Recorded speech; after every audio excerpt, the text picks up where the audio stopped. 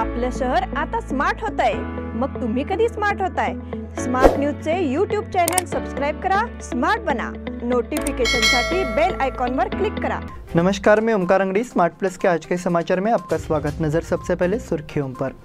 Corona को लेकर एक बार फिर सावधानी बरतने की चेतावनी। मुख्यमंत्री के कुंदा की खरीदी चर्चा का विषय बनी। फेक न्यूज़ फैलाने वाले 3 यूट्यूब चैनल बंद। महाराष्ट्र में बांधों की ऊंचाई बढ़ाकर कर्नाटक को जवाब देंगे। विधान परिषद में पेश किए गए 14 बिल। सीमावर्ती निवासियों के लिए कृष्ण अवतार कौन लेगा, शुभम शेलके द्वारा प्रश्न। और सतीश जारकिहोली की बोलती बंद हो गई। रॉयल मराठा बटालियन स्थापना दिवस समारोह।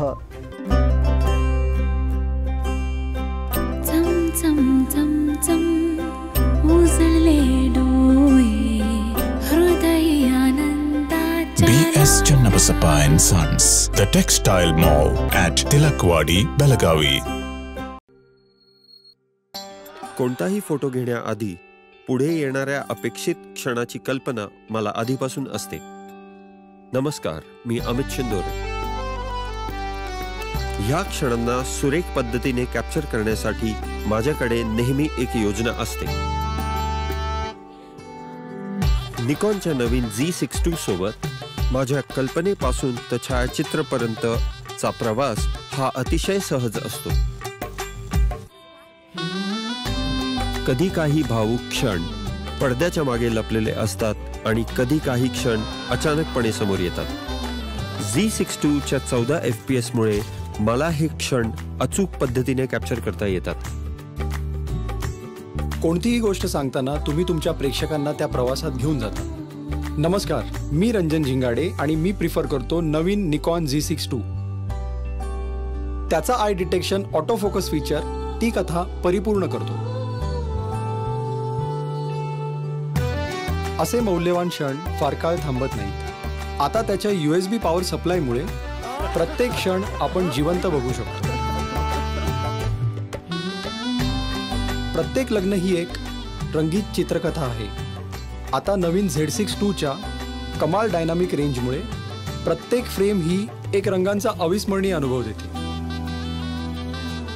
The all new Z62 is truly a multimedia power house. अब समाचार विस्तार से। चीन में कोरोना वायरस के मामलों में वृद्धि के कारण भारत में एक बार फिर कोरोना संक्रमण का खौफ पैदा हो गया है। लेकिन भारत सरकार को कोरोना पर सलाह देने वाली राष्ट्रीय तकनीकी सलाहकार समिति के प्रमुख डॉक्टर NK अरोड़ा ने इंडिया टुडे को दिए एक इंटरव्यू में कहा कि चीन के मौजूदा हालात से भारतीयों को घबराने की ज़रूरत नहीं है। लेकिन अब हमारे पास 2020 के बाद से सबसे कम मरीज है। सबसे अहम मुद्दा जीनोम सीक्वेंसिंग का है। 2022 के अंत तक इस पर ध्यान दिया गया है। दुनिया भर के मरीजों में जो वेरिएंट पाए गए हैं वे हम में भी पाए गए हैं, लेकिन भारतीय संक्रमण से ज़्यादा पीड़ित नहीं हुए या बड़ी संख्या में मर गए, ऐसा अरोड़ा ने कहा। हमारे देश में लोगों का टीकाकरण के माध्यम से संरक्षित किया गया है, ऐसा उन्होंने जवाब दिया। इसके अलावा हम में से कई लोग किसी न किसी तरह से स्वाभाविक रूप से इस वायरस से संपर्क में हैं, इसलिए हमारे हाइब्रिड इम्यूनिटी बहुत अच्छी है। हमने ओमिक्रॉन से सफलतापूर्वक निपटा है। हमारे पास उस समय रोगियों की संख्या में बड़ी वृद्धि नहीं हुई थी, ऐसा अरोड़ा ने याद दिलाया।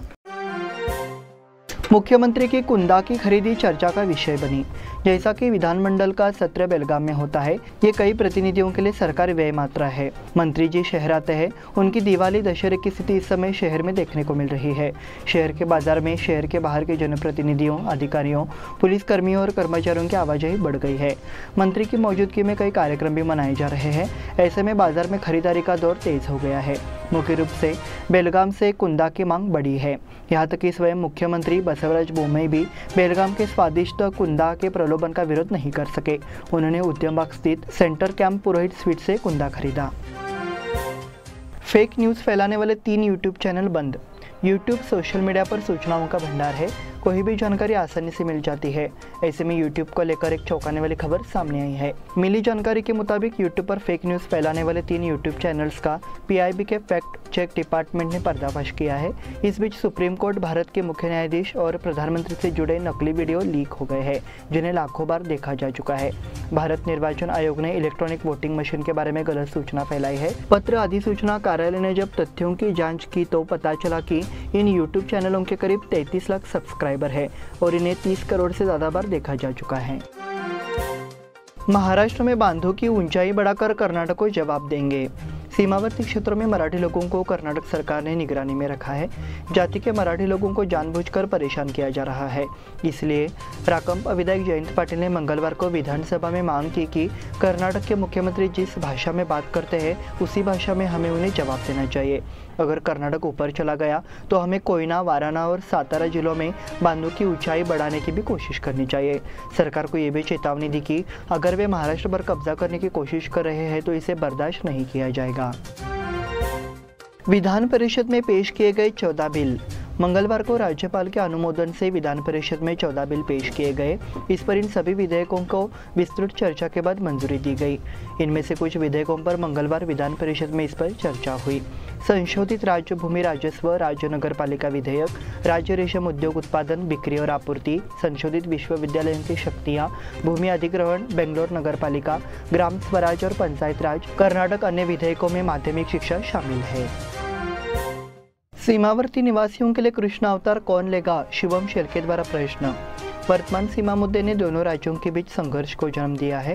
हालांकि सीमावर्ती क्षेत्र में मराठी भाइयों के दर्द को सही मायने में समझने वाला कोई नहीं है, तो इस महायुद्ध में कृष्ण की भूमिका लेकर समस्या का समाधान कौन करेगा, ऐसा सवाल महाराष्ट्र एकीकरण युवा समिति के अध्यक्ष शिवम शेरके ने उठाया है। सीमा के मुद्दे पर कर्नाटक सरकार कौरवों की भूमिका निभा रही है और सीमा के निवासियों के कपड़े उतार रही है।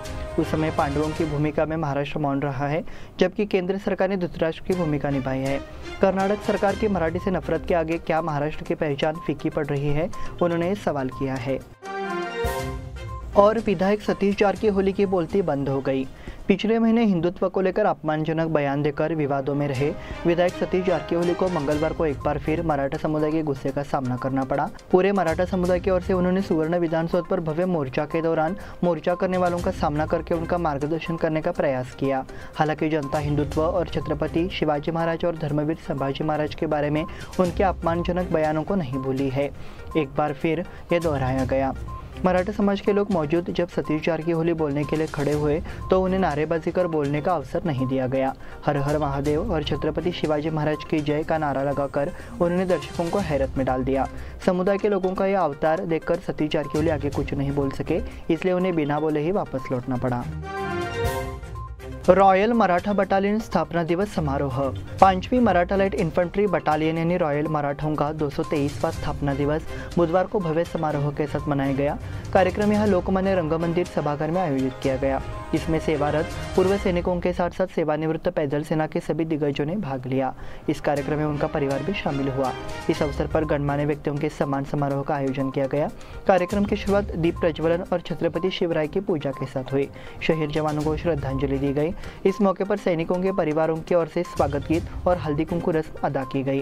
कार्यक्रम में सेवानिवृत्त जवानों का सम्मान किया गया। इस बुलेटिन में वक्त हो गया छोटे से ब्रेक का। देखते रहिए स्मार्ट प्लस।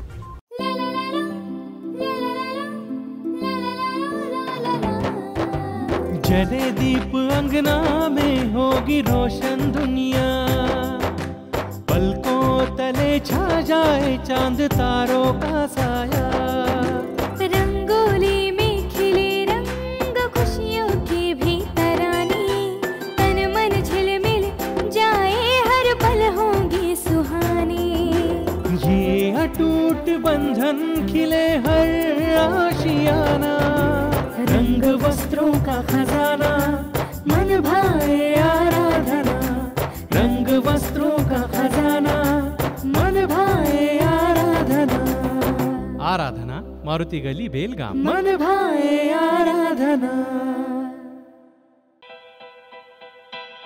बेलगाम वासियों के पसंद में उतरा उड़ान बार एंड रेस्टोरेंट। सोशल डिस्टेंसिंग का ख्याल रखते हुए हमारा स्टाफ देता है बेहतरीन सर्विस का विश्वास। यहां है पार्टी और फंक्शन के लिए 3 आलीशान हॉल, कारपोरेट डिनर मीटिंग के लिए 3 अलग कक्ष, आईपीएल मैच देखने के लिए 3 बड़े स्क्रीन की विशेष सुविधा। इसके साथ ही साफ सुथरा किचन जहां हमारा वेल क्वालिफाइड स्टाफ देता है क्वालिटी और हाइजीनिक फूड की गारंटी। तो फिर खाने की हो बात तो आना परिवार के साथ। उड़ान बार एंड रेस्टोरेंट, लिंगराज कॉलेज के पास, बेलगावी। फोन 0831 2435 777। ब्रेक के बाद फिर से आपका स्वागत। बढ़ते हैं अगले समाचार की ओर। नगर समूह शिक्षा अधिकारी कार्यालय एवं BK model high school camp के सहयोग से विज्ञान कार्यशाला का आयोजन किया गया।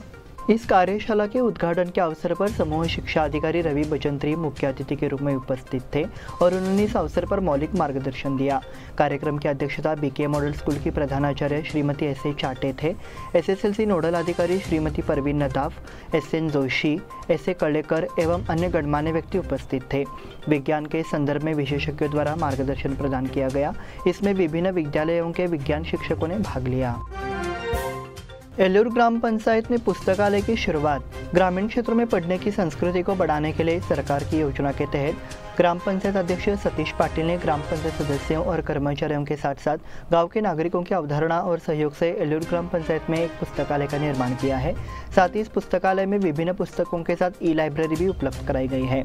यहाँ विभिन्न भाषाओं जैसे मराठी, कन्नड़, अंग्रेजी, हिंदी में साहित्य से संबंधित पुस्तकें और स्कूल और कॉलेज के छात्रों के लिए आवश्यक आध्यात्मिक और शैक्षिक पुस्तकें भी उपलब्ध कराई जाती है। साथ ही यूपीएससी, केपीएससी और सेना के परीक्षाओं के लिए आवश्यक पुस्तकें यहाँ उपलब्ध हैं। पंतवाड़ा में पोथी वाचन का समापन।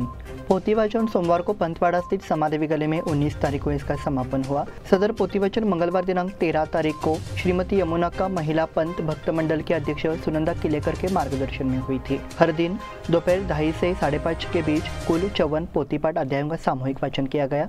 सुषमा सिनेकर, नीता पाटिल जांबोटकर, बड़ी संख्या में क्षेत्र की महिला श्रद्धालुओं ने भाग लिया। महिला विद्यालय की पूर्व छात्राओं ने पुनर्मिलन समारोह मनाया। ये वर्ष महिला विद्यालय स्कूल का शताब्दी वर्ष है। इस मौके पर रविवार को 1984 बैच के स्नेह मेला का आयोजन 18 दिसंबर 2022 को आयोजित किया गया था। कार्यक्रम के मंच पर मंडल अध्यक्ष भगवान दास कपाड़िया, उपाध्यक्ष मधुकर परांजपे, अध्यक्ष डॉक्टर शोभा शानबाग, संयुक्त सचिव सचिन बिचू, साथ ही स्कूल के प्रधानाचार्य वीएन पाटिल मौजूद थे। पूर्व छात्र छात्राओं ने अपने भाव व्यक्त किए और पुरानी यादें ताज़ा की। छावनी बैठक में विभिन्न विषयों पर चर्चा। शिविर में 24 घंटे जलापूर्ति, पाइप बिछाने, पानी के बकाया बिलों के भुगतान, स्मार्ट सिटी के तहत बीफ बाजार और मछली बाजार को बदलने आदि मुद्दों पर मंगलवार को छावनी परिषद की मासिक बैठक में चर्चा हुई। साथ ही जिलाधिकारी ने लक्ष्मी पहाड़ी से 24 घंटे जलापूर्ति नाला बिछाने के लिए 4 मार्ग सुझाए हैं। बैठक में कौन सा विकल्प चुनना चाहिए, इस पर चर्चा हुई। बैठक की अध्यक्षता ब्रिगेडियर जयदीप मुखर्जी ने की। भूगोलवेत्ताओं के राष्ट्रीय संघ का सम्मेलन संपन्न हुआ। मुख्यमंत्री बसवराज बोम्मई ने विधानसभा से राज्य के विकास के लिए यहाँ के मौसम की उचित जानकारी के संबंध में विस्तृत चर्चा करने और आवश्यक सुझाव देने की अपील की। प्रदेश में 4 लाख हेक्टेयर जमीन खाली हो गई है, इसलिए मुख्यमंत्री बोम्मई ने अनुरोध किया कि बैठक के माध्यम से भूगोलवेत्ताओं को भी सुझाव देना चाहिए कि कौन सा समाधान निकाला जाए। पूर्व मुख्यमंत्री बीएस येडियुरप्पा, मंत्री CC Patil, CN Ashwath Narayan, KLE संस्थान के कार्यकारी अध्यक्ष प्रभाकर कोरे, जिलाधिकारी नितेश पाटिल आदि उपस्थित थे। रोटरी दर्पण द्वारा विभिन्न स्थानों पर कंबल वितरण। रोटरी क्लब ऑफ बेलगाम दर्पण एवं रोटरैक्ट क्लब ऑफ बेलगाम युवा दर्पण की ओर से विभिन्न स्थानों पर जरूरतमंदों को कंबल वितरित किए गए। Angoldham, Sundarnagar, Piranwadi, Mandoli old age home, Ganeshpur slum और वंटमोरी स्लम में जरूरतमंदों को कंबल वितरित किए गए। रोटरी दर्पण अध्यक्ष आशा पाटिल, कार्यक्रम अध्यक्ष सुरेखा मुमीगट्टी, युवा दर्पण अध्यक्ष प्रथमेश जोशी, सचिव नमिता राजपूत, खुशी पाटिल और रिद्धि भी, उनके साथ सदस्य भी मौजूद थे। इसी के साथ स्मार्ट प्लस के आज के समाचार समाप्त हुए। धन्यवाद।